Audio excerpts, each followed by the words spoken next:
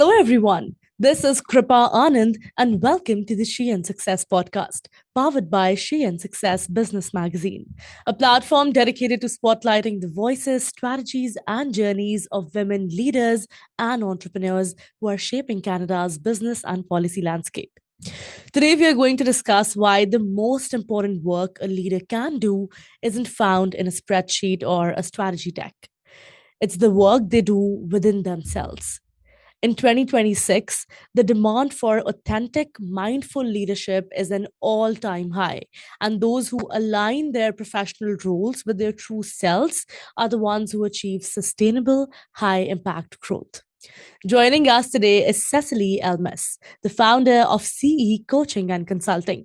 Cecily is a PCC accredited executive coach with over 15 years of experience as corporate leadership, including a decade and a half at Lululemon, where she got global training and mindfulness programs.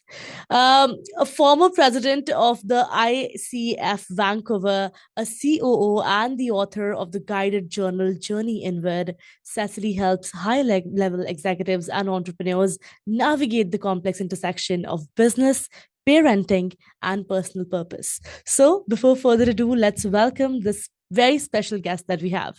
Cecily, welcome to the podcast. Such a pleasure to have you with us today.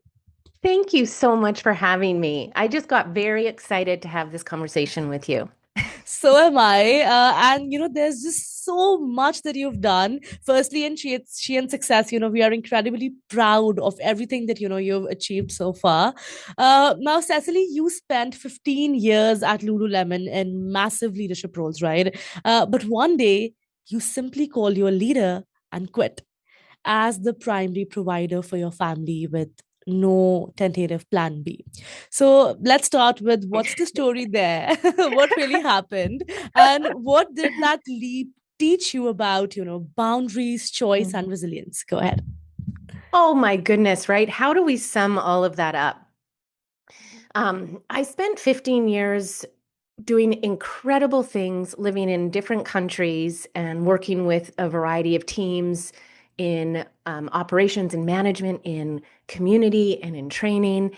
And I had two kids while I was at Lululemon, um, different roles. And, one day I remember it was 2019. I remember where I was sitting.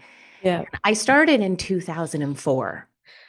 So that one day I just picked up the phone and I didn't even talk to my husband and I just said, that's it. I'm like, from this day forward, I am no longer working here.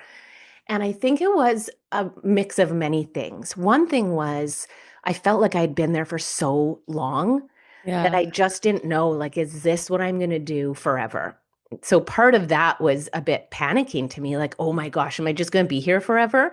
The Yeah. other side of me was like, what else exists beyond Lululemon? Like, I literally don't even know what's out there because I like grew up there. Of course. Yeah. So a bit of curiosity too. But would you say, was there anything in particular that maybe pushed you to that final peak point? Because you just said that it was a mixture of all different things. So just to get a little deeper into what those mixture of things can be, why I'm asking, I'll tell you, because Yeah, a tell lot of me. our listeners are might be at a similar stage in their life at some other organization or something else going on with Yeah. themselves, and you sharing might help them get out of it and get the courage to finally set your boundaries and set You it are straight. so So good. Okay, well, I'll answer it again. And if I'm not getting to it, keep asking me because it's good. I mean, there's so many layers to this. yeah. Another layer I remember is that in the end of the final job that I was doing there was called a mindful performance manager. Uh-huh. And we designed a program that was a week long or weekends or weeks. And I would travel to really beautiful places like Malibu and Hawaii and deliver this purpose and practice work for the ambassadors and influencers of Lululemon. Yeah. And I couldn't believe this was my life. I was like, I get to do this. This is incredible. And it started to feel like I just wanted to do that I wanted to be out there helping people with their lives and their purpose.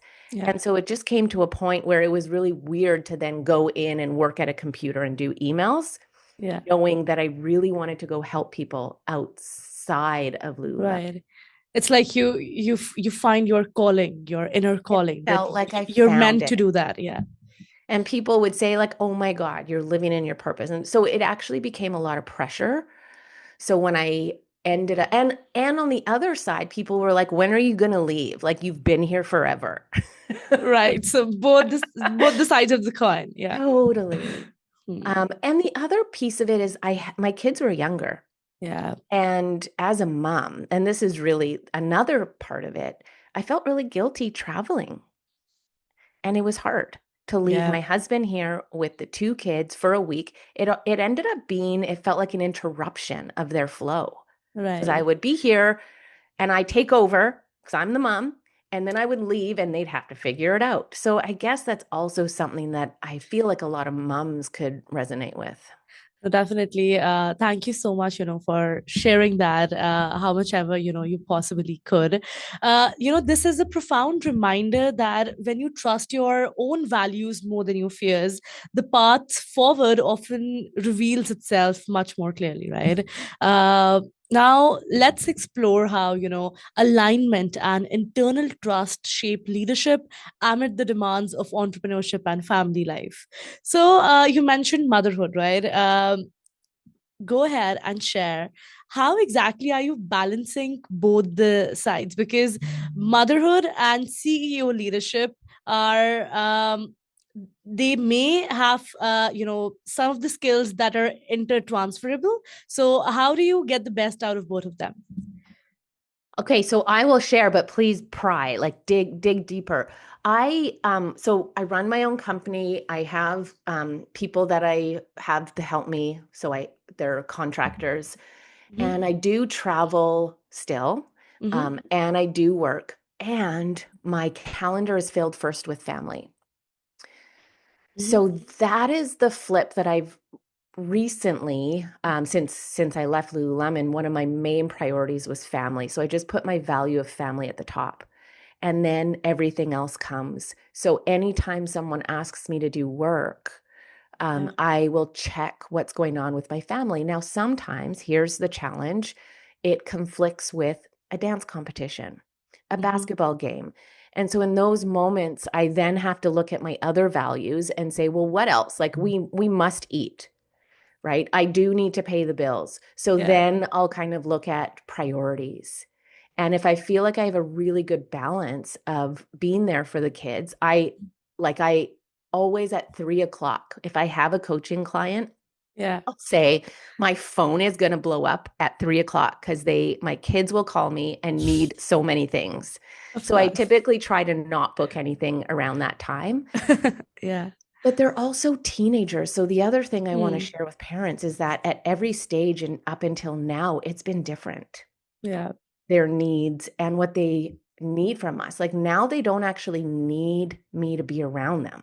They have their friends that they're off with, but they need to know that I'm around. Isn't that funny?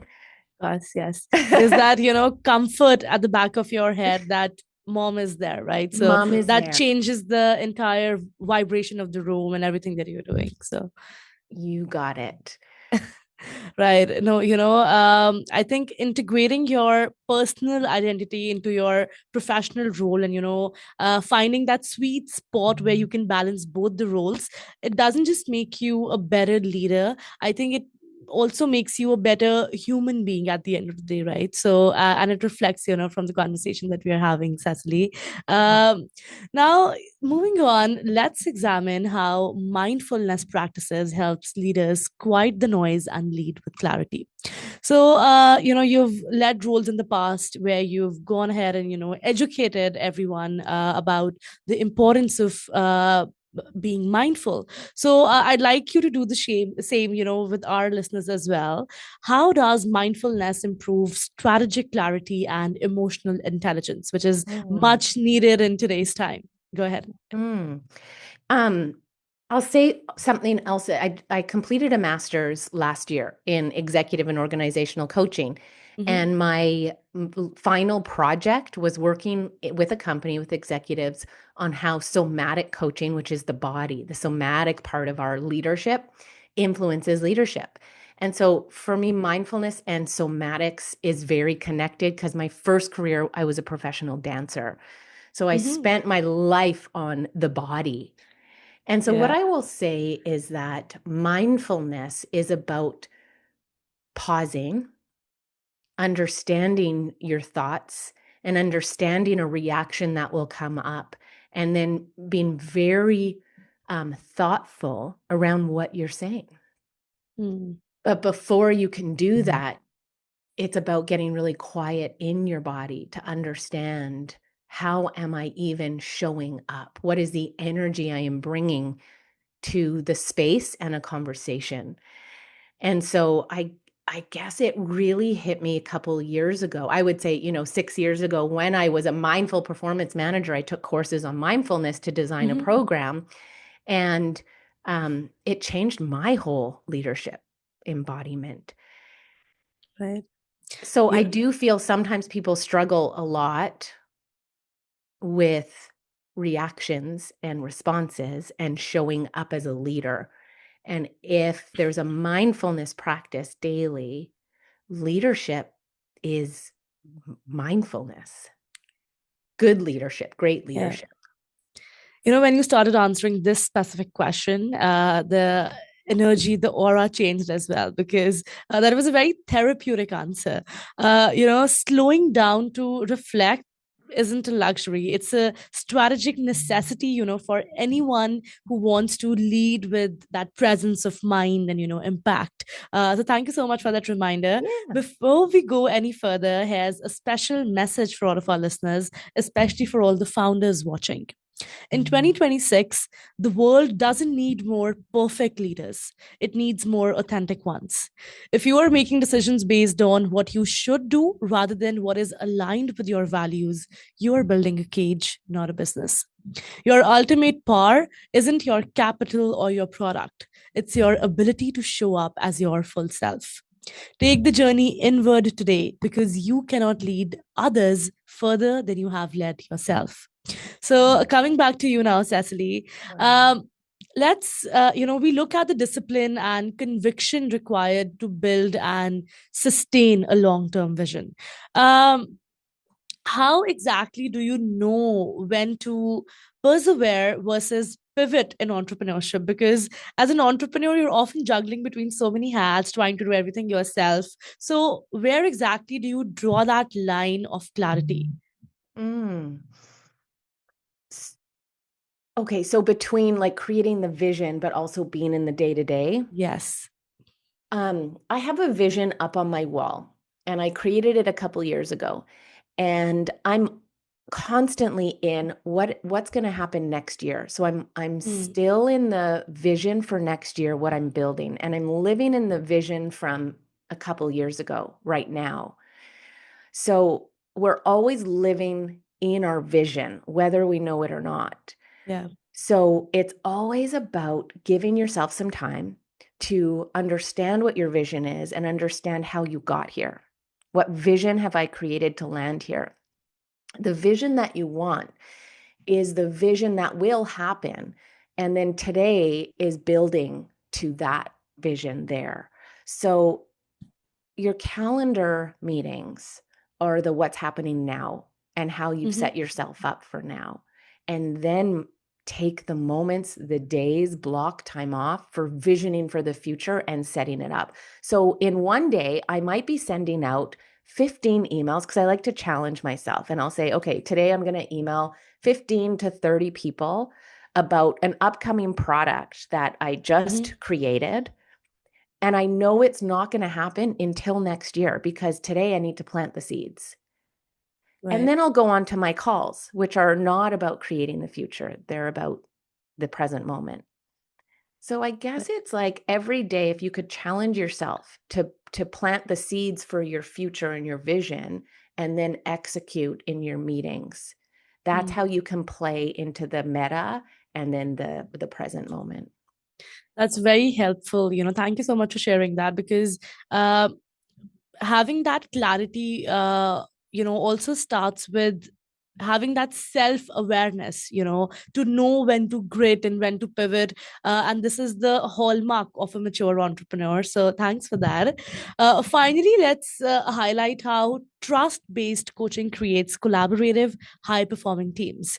Hmm. Cecily, how exactly do you build a culture where people at the end of the day, feel safe to lead with purpose?